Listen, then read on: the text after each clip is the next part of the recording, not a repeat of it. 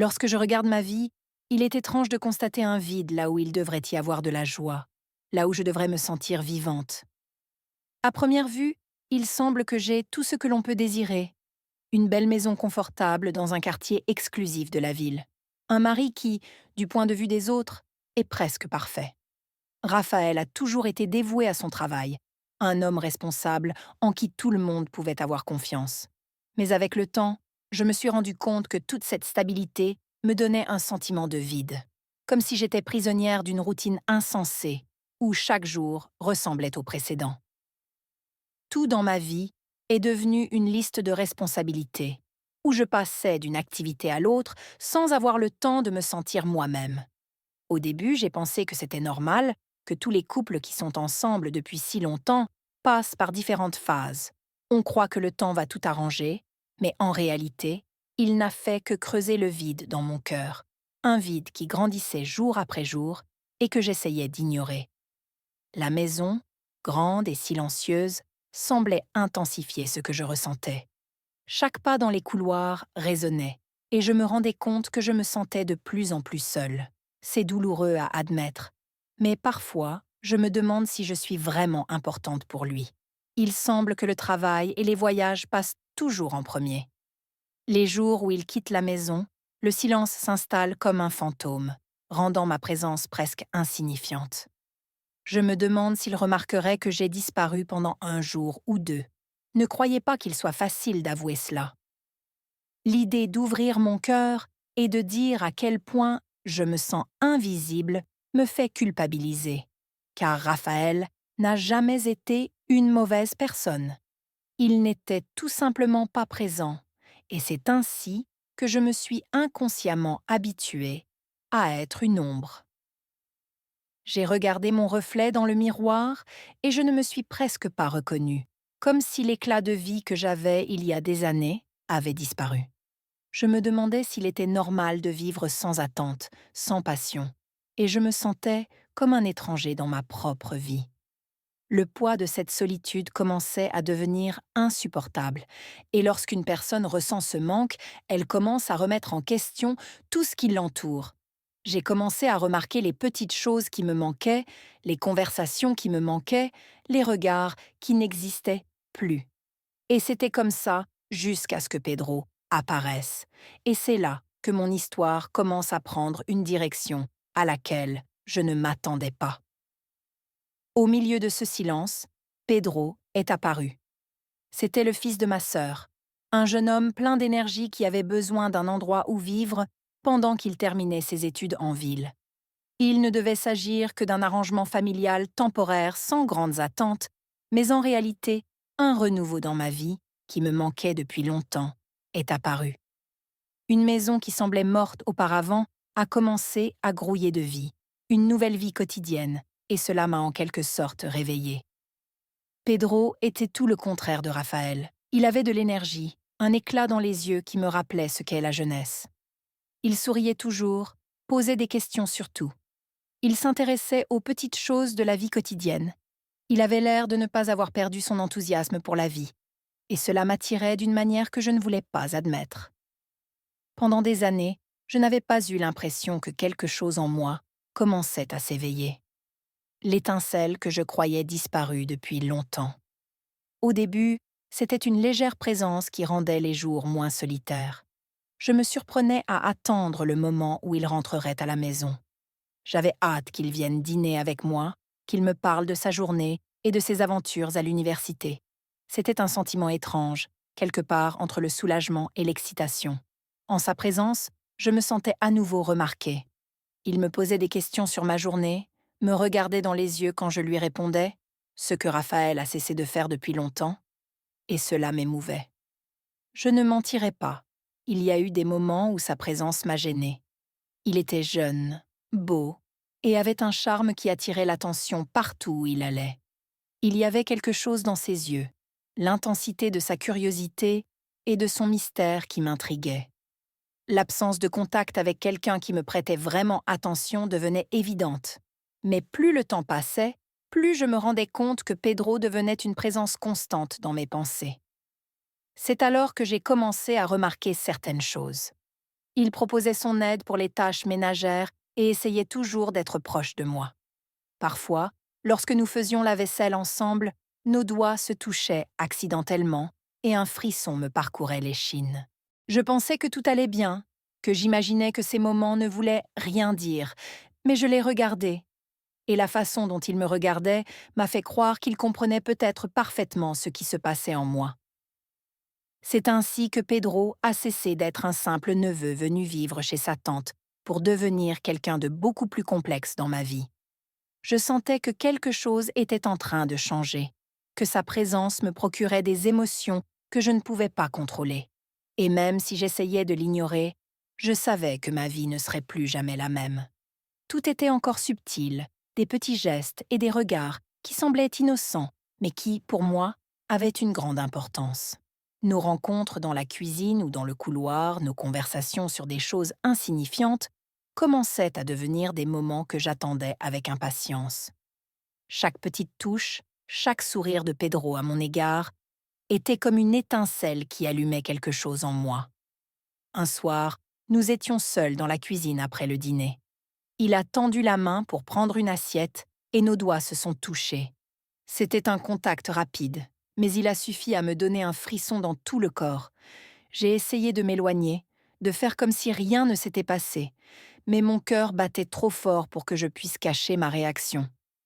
Il l'a remarqué. Ses yeux m'ont suivi pendant que je continuais à faire la vaisselle, et je me suis sentie complètement exposée, comme s'il voyait la tempête qui se déchaînait à l'intérieur de moi. « Tu as l'air distraite, ma tante », dit-il avec un léger sourire. La façon dont il m'appelait « tante » sonnait comme une provocation, un rappel que ce qui se passait était inapproprié. Mais en même temps, il y avait quelque chose dans sa voix qui me désarmait. J'ai ri, essayant de cacher l'effet que ce petit geste avait sur moi. Mais mon sourire était forcé. Je suppose qu'il l'a remarqué. À partir de ce moment-là, tout a changé. Pedro semblait plus présent, plus proche, comme s'il testait mes limites, regardait jusqu'où j'étais prête à aller. Il se rapprochait, me regardait avec confusion. Ou peut-être était-il simplement amusé par l'idée de me mettre dans l'embarras. Ou peut-être ressentait-il la même chose. Chaque mot, chaque geste entre nous, semblait prendre plus d'importance. Je sentais la tension grandir de jour en jour, comme si nous étions sur une corde raide, prêts à tomber à tout moment. Plus il se rapprochait, plus j'avais envie de lui. Nous essayions tous les deux de l'ignorer, mais c'était ce qui nous rapprochait. Je savais que c'était dangereux, mais cet élément dangereux devenait une dépendance. La présence de Pedro dans ma vie me rappelait constamment tout ce qui me manquait. Et à chaque regard et à chaque contact, j'avais l'impression de franchir des limites dont je ne pourrais pas revenir.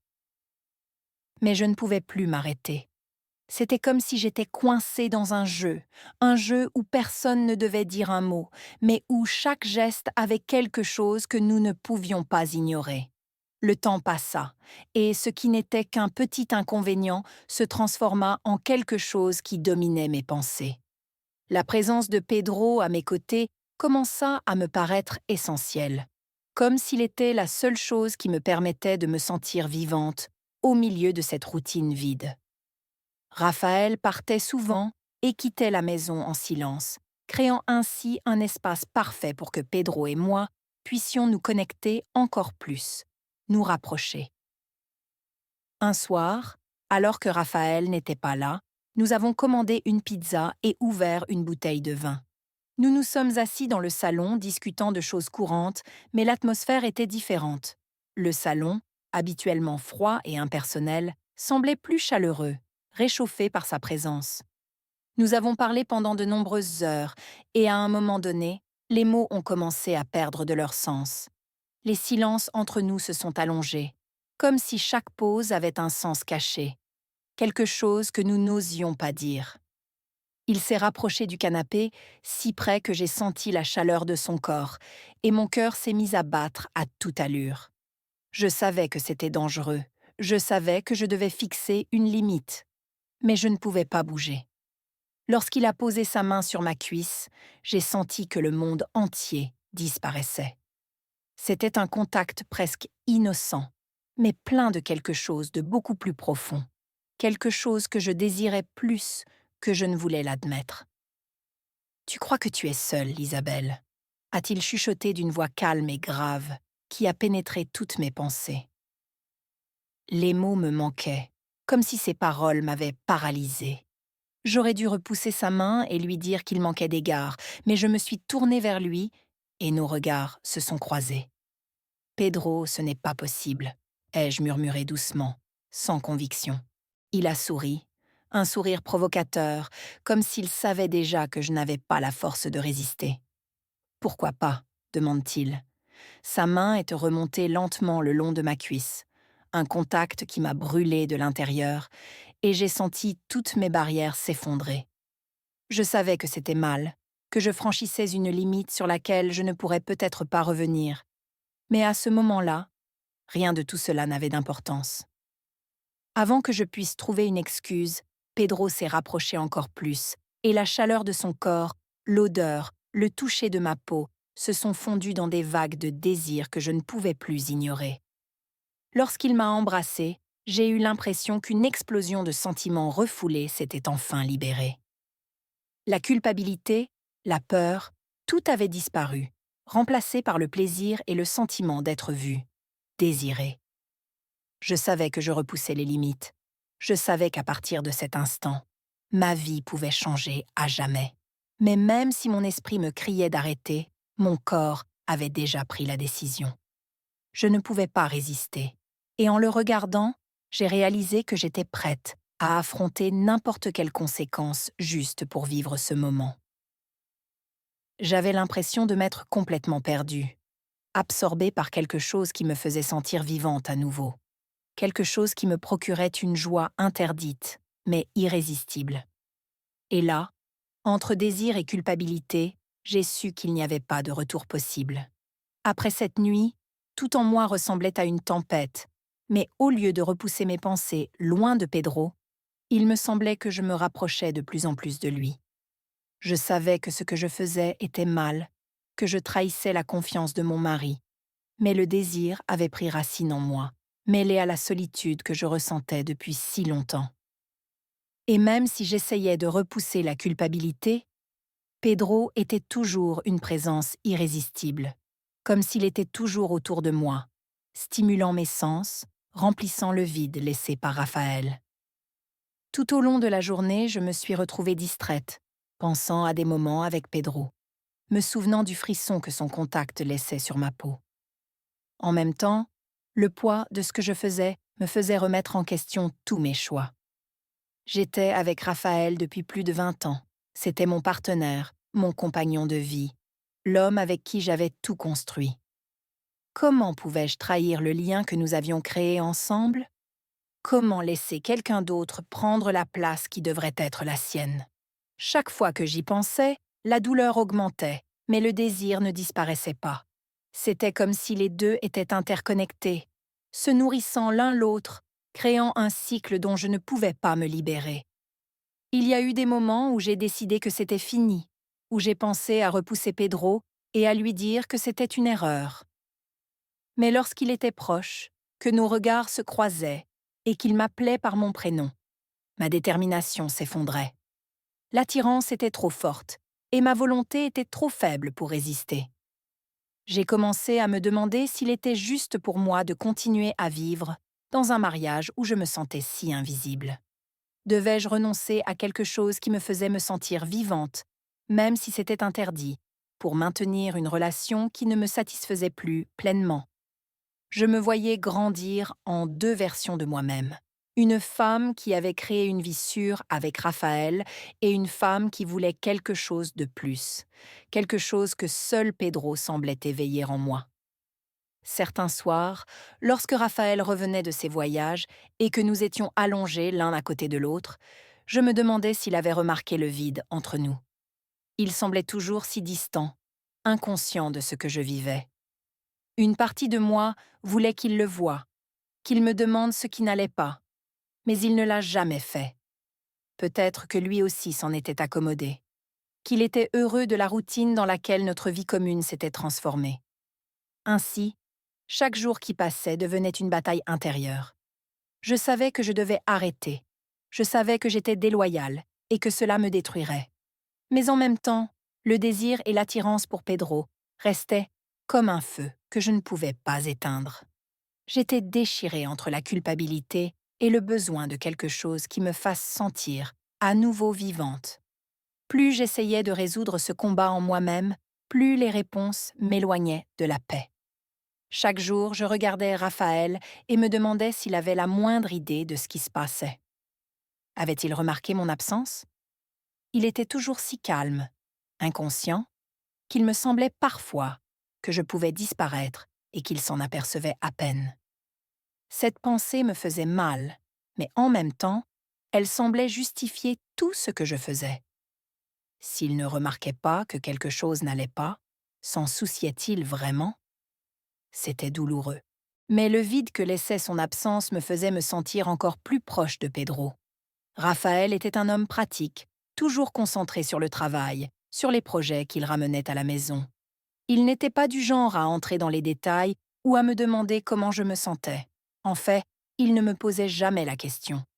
Et c'était peut-être le pire sentiment possible, savoir que quelqu'un en qui vous aviez confiance pour partager votre vie ne se souciait même pas de savoir si vous alliez bien. Lorsqu'il me regardait, c'était comme s'il voyait quelqu'un d'ordinaire, quelqu'un dont il savait qu'il serait toujours là, qui ne le quitterait jamais. Il savait que je n'irais pas au-delà de ses rôles, que je n'étais pas assez importante pour occuper ses pensées. Mais sa distance, sa confiance, agissaient comme une épée à double tranchant. Lorsqu'il est rentré à la maison et qu'il m'a légèrement serrée dans ses bras, j'ai ressenti un mélange de culpabilité et de mépris. Je savais ce que j'avais fait, je savais qu'il me faisait confiance sans poser de questions. Et cela rendait les choses plus difficiles. En même temps, son contact ne m'a pas fait ressentir autre chose que la nostalgie de ce que nous étions. Il ne me faisait plus rien ressentir, et cette constatation était douloureuse. Un soir, alors que nous dînions ensemble, il a commencé à parler de nouveaux projets au travail. Il était manifestement enthousiaste, et pendant un instant, il m'a souri, comme il l'avait fait il y a des années. J'ai senti un serrement dans ma poitrine. Autrefois, j'aurais répondu, j'aurais été intéressée, mais maintenant j'étais distraite. Je ne pensais qu'aux derniers moments passés avec Pedro, aux chuchotements que nous avions échangés. J'avais l'impression de vivre dans deux réalités parallèles, celle que Raphaël considérait comme la nôtre et celle qui occupait mes pensées. Raphaël a continué à parler sans s'apercevoir que mes pensées étaient loin. Quand il a fini de parler du travail, il m'a pris la main sur la table et m'a demandé si tout allait bien. « Isabelle, tu as l'air un peu absente, » me dit-il, l'inquiétude dans sa voix me frappant de manière inattendue. Pendant un instant, j'ai eu l'impression que je pouvais tout lui dire, que je pouvais ouvrir mon cœur et lui révéler ce qui se passait. Mais s'il réagissait, tout ce que je cachais, tout ce que j'essayais d'étouffer, serait révélé, et peut-être qu'il ne comprendrait toujours pas. J'ai ravalé ma culpabilité, j'ai souri, et j'ai dit que j'étais juste fatiguée. Il m'a cru, il m'a toujours cru. Il ne s'est jamais douté de rien, ce qui, d'une certaine manière, a rendu les choses encore plus difficiles. Raphaël me faisait confiance sans poser de questions, ce qui ne faisait que renforcer mon sentiment de culpabilité. Le poids de ce que je faisais augmentait, mais en même temps, il semblait me pousser encore plus dans les bras de Pedro parce que là, je me sentais vivante, je me sentais remarquée.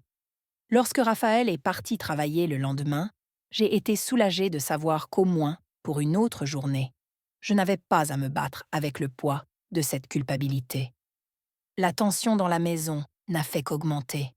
Chaque petit mouvement, chaque regard entre Pedro et moi semblait chargé de secrets, comme si l'air autour de nous était devenu épais et poisseux. Le plus terrifiant était de constater que Pedro contrôlait de moins en moins ses réactions. Il savait exactement quoi faire pour me rendre vulnérable. J'essayais de le cacher, mais il était impossible d'ignorer la réaction de mon corps à chacun de ses contacts ou de ses sourires. Le danger était constant, et il s'accompagnait d'une adrénaline que je n'avais pas ressentie depuis longtemps. C'était comme si nous jouions à cache-cache dans une maison où le moindre oubli pouvait tout révéler. À tout moment, Raphaël pouvait voir un geste, une expression faciale, quelque chose qui indiquait ce qui se passait. Parfois, la simple idée d'être découverte me faisait monter la panique dans la poitrine. Mais au lieu de me faire fuir, cela ne faisait qu'intensifier la soif. Un soir, Raphaël est rentré de son voyage plus tôt que prévu, sans aucune annonce, alors que Pedro et moi étions dans le salon.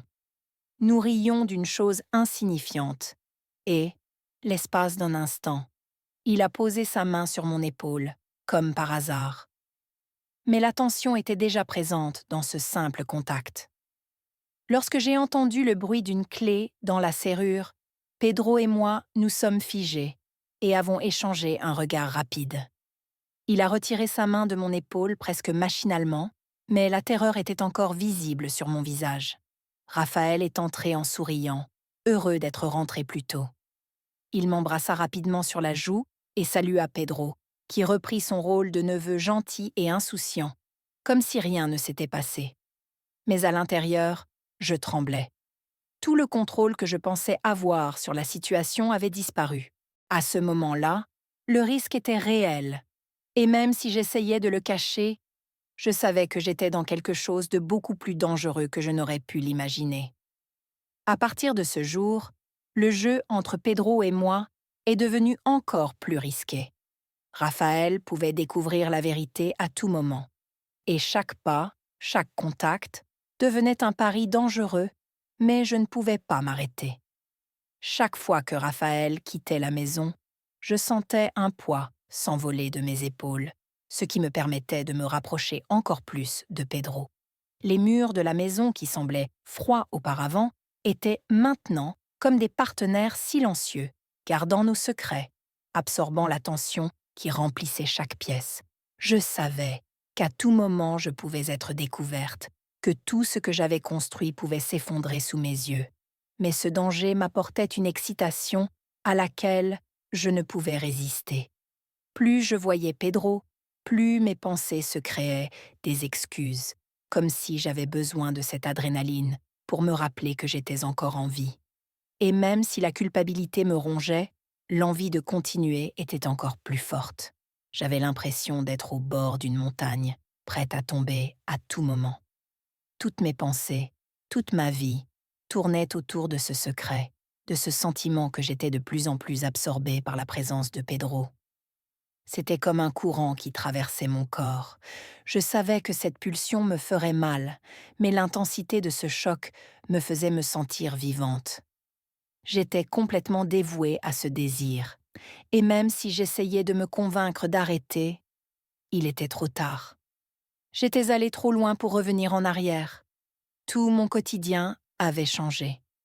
Je me réveillais en pensant à lui, je m'endormais avec lui dans la tête. C'était comme une mélodie persistante qui s'incrustait et jouait encore et encore, sans fin. Même les moments les plus simples, comme se préparer ou mettre la table, me rappelaient un détail, la touche du sourire de Pedro. Il était devenu une partie de mes journées d'une manière à laquelle Raphaël n'aurait jamais pensé. Et chaque petit moment me rappelait que, même si je le voulais, je ne pouvais pas m'éloigner de lui. Le plus terrifiant, c'est que j'avais l'impression que Pedro savait exactement quel pouvoir il avait sur moi. Il marchait dans la maison avec une confiance inébranlable, comme s'il savait que j'étais déjà prise au piège. Lorsqu'il me regardait, je me sentais exposée par son regard, comme s'il révélait tous mes fantasmes cachés.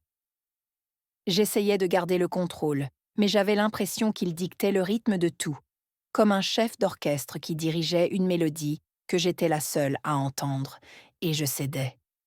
Sachant que je me rapprochais de l'abîme, ma conscience pesait comme une pierre sur ma poitrine. Lorsque Raphaël rentrait à la maison et me traitait avec tendresse, le poids de la culpabilité devenait écrasant. C'était comme une valise invisible pleine de remords cachés. Chaque sourire de Raphaël, chaque geste de tendresse me rappelait ce que je trahissais et m'étouffait. Pedro était comme une flamme que je ne pouvais pas éteindre. Plus je m'approchais, plus le feu devenait intense. Je suis arrivée à un point où j'ai senti que ma vie était divisée en deux parties. Dans l'une, j'étais une épouse fidèle, une femme qui a toujours soutenu Raphaël et construit une vie stable avec lui. Dans l'autre, j'étais quelqu'un qui se laissait aller à un désir interdit pour une relation qui remettait en question tout ce que je pensais savoir sur moi-même.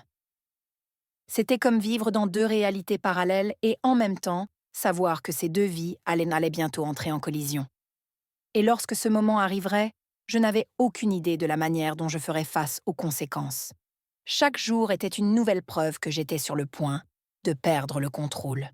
Je savais que la vérité ne pouvait pas être cachée éternellement, que quelque chose devait changer. Mais jusqu'à ce que cela se produise, j'ai continué à m'enfoncer de plus en plus, laissant Pedro m'entraîner dans un monde où le bien et le mal n'avaient plus d'importance.